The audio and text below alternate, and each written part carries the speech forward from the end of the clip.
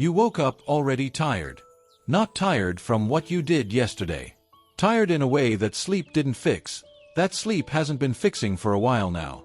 The kind of tired that sits behind your eyes and in the middle of your chest and makes even the smallest things feel like they cost more than you have. You're not in a crisis. You haven't fallen apart.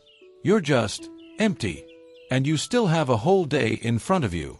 Stay with me. Because there is a people in Scripture who said almost exactly that. We have nothing left, and there is too much still ahead, and what God said back to them changed the way they finished. This isn't burnout. Not exactly. Burnout is something you can point to, a season that asked too much, a role that emptied you out, a period you can name and explain. Burnout has a story. Burnout has a before. This is something quieter than that, and in some ways harder to talk about. This is the low-grade drain that doesn't announce itself. The version of exhaustion that doesn't look like anything from the outside, because you're still showing up, still functioning, still getting through the day. But every single thing costs more than it should. Answering an email costs something. A simple conversation costs something. Making one more decision costs something you don't have. And at some point, maybe recently, maybe a long time ago, you stopped being able to feel the difference between a hard day and a normal day. Because they all feel hard now. They all feel like a wall you have to get through with whatever's left. The technical word for this is depletion. Your reserves are gone. Not your faith. I'm not talking about your faith. Your capacity. The internal resource that makes ordinary life feel manageable has been drawn down past the point where rest alone can refill it. I know this not from a distance but from the inside. The specific experience of waking up and doing the mental math before your feet hit the floor, calculating what you have against what's required, and realizing the numbers don't work. Not today. Not again. And the guilt that comes with it. Because the narrative around this kind of exhaustion is almost always the same. You should be grateful. Other people have it harder. Rest more. Pray more. Trust more.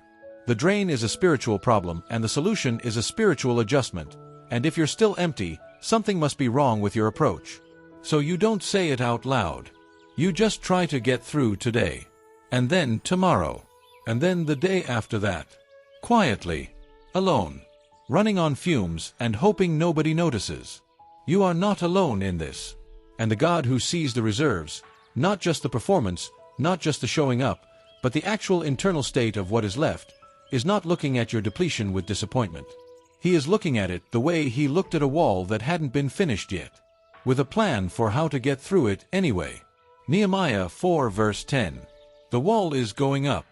God has moved. The people came back from exile to rebuild Jerusalem. The gates, the walls, the whole city that had been in ruins for decades. This is a restoration story. This is supposed to be the part where everything works.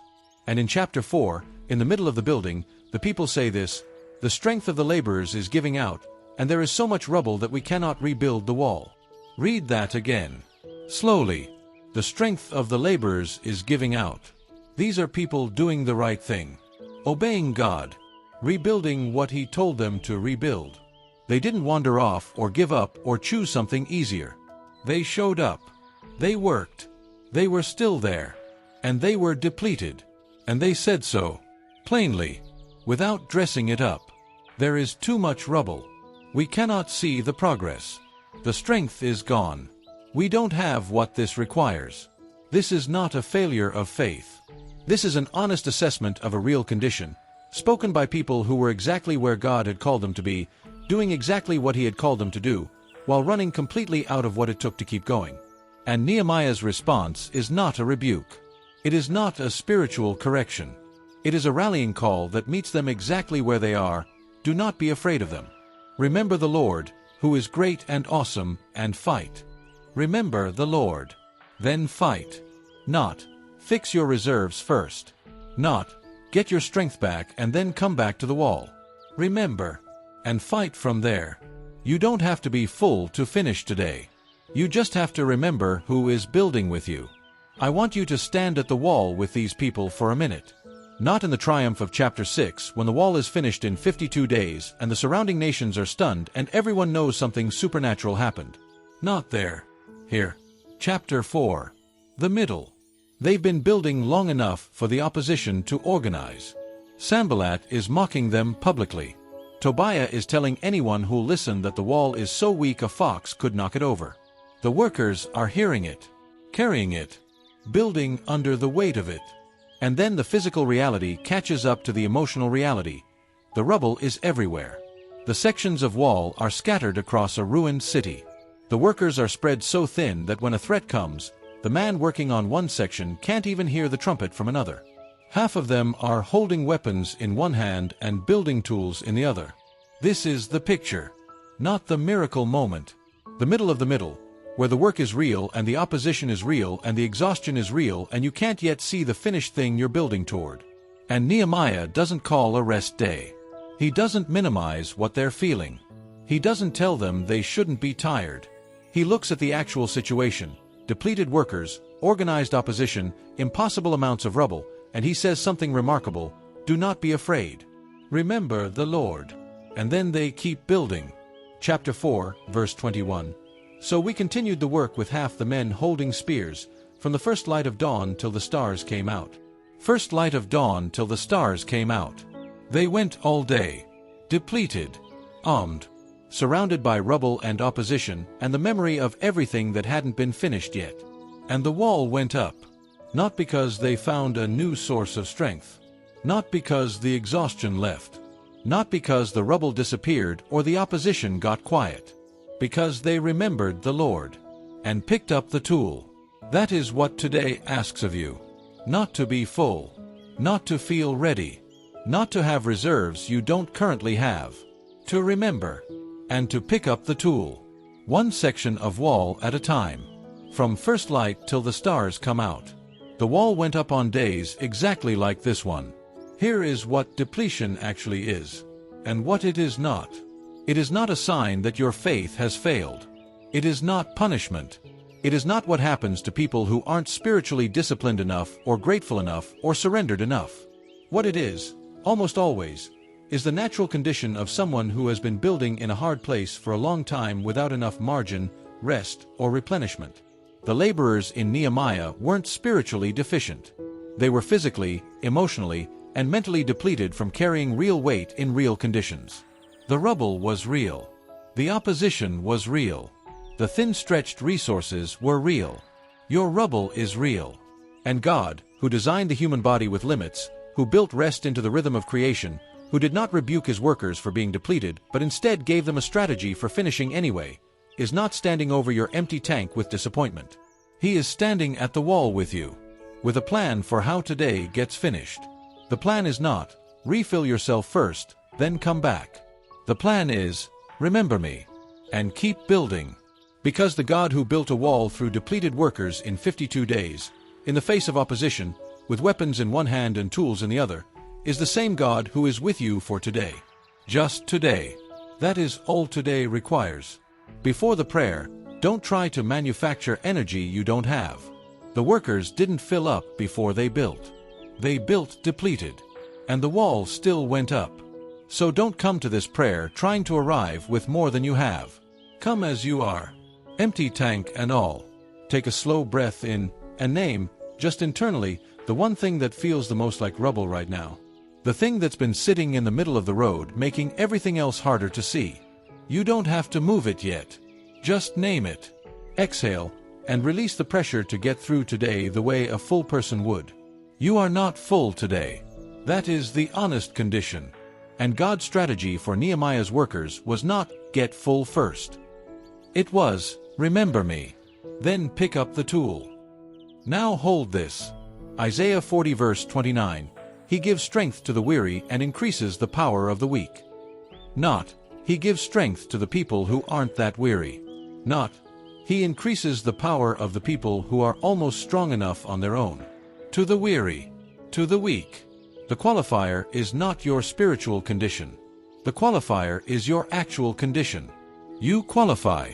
And the strength he gives is not the kind that fills you up before the day starts. It's the kind that shows up section by section, tool by tool, wall by wall. Let's bring this to him now. Close your eyes. Bring the empty tank. The specific weight of this morning. The math you did before your feet hit the floor, what you have against what's required, and the way the numbers didn't add up. Bring the rubble. The thing that's been sitting in the middle of your road making everything else harder. Bring the quiet exhaustion you haven't said out loud. You don't have to clean any of it up before you come here. Just come. God, I am tired. Not dramatically. Not in a way I can fully explain. Just, the reserves are low. The strength of this laborer is giving out.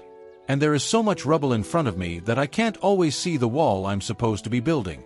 I want to say that plainly, not as a complaint, but as the truest thing I know how to bring you right now. I woke up already behind. And I still have today. I think about the workers on Nehemiah's wall. Depleted. Armed. Surrounded by rubble and opposition, and the memory of everything that still wasn't finished. And Nehemiah looked at all of it, at the real condition of real people, and didn't tell them to get their strength up first. He said, "Remember the Lord. And fight." God, I am remembering you right now. Not because I feel you powerfully this morning. Not because the remembering feels like anything in particular. But because you told your depleted workers to remember before they could be full, and I am choosing to do the same thing. I am remembering that you are great and awesome. I am remembering that the wall went up through people who had nothing left. I am remembering that you give strength to the weary, that you increase the power of the weak, that the qualifier is not my spiritual state but my actual state. And my actual state this morning is weary and weak. And here, God, give me what I need to get through today. Not tomorrow. Not the whole week. Not a restored version of myself that feels ready for what's ahead. Today. Section by section. Tool by tool. Give me enough for the next thing. And then the next thing after that. Let what needs to get done, not because I found a reserve I didn't know I had, but because you are building with me and your resource doesn't run out the way mine does. And what I receive right now, I am not disqualified because I'm empty. Depletion is not a spiritual failure. It is the honest condition of someone who has been building in a hard place. And you are at this wall with me. You were at theirs. And in 52 days, in the time that felt impossible, through the workers who had nothing left, the wall went up. Get me through today, Lord. That's all I'm asking. Just today. Amen. The silence of someone who just stopped carrying today alone and handed it off. You came here already tired. And you stayed. You listened. You prayed. Maybe without feeling much. Maybe just going through the motions. Maybe with a specific kind of faith that doesn't feel like faith at all and just feels like, I'm still here. That is not nothing. The workers on Nehemiah's wall were depleted in chapter 4. And the wall was finished in chapter 6. 52 days. In the face of opposition, with weapons in one hand and tools in the other, from first light till the stars came out. Not because they found a new source of strength. Because they remembered the Lord. And kept building. That's what today is asking of you. Not to be full. Not to feel ready. Not to have reserves you don't currently have. To remember. And to pick up the tool. Section by section. One thing at a time. From this moment until the stars come out tonight. You are allowed to get through today in pieces. You are allowed to ask for enough for just today and trust that tomorrow's ask will be met when tomorrow comes. You are allowed to be depleted and building at the same time. That is not a contradiction. That is Nehemiah 4. Come back tomorrow. Still tired, maybe. Still carrying the rubble. Still here. That is the wall going up. If you woke up already tired today, leave it in the comments. One word is enough. Or just, I can't do this. We will pray for you. And someone else running on empty will see it and know they are not the only one trying to get through today. If someone you love is running on fumes, send this. No explanation needed. Just, the strength of the laborer is giving out. God knows. And He's still building. You woke up already tired. You don't have to finish the wall today. Just don't drop the tool. That is a section of wall going up.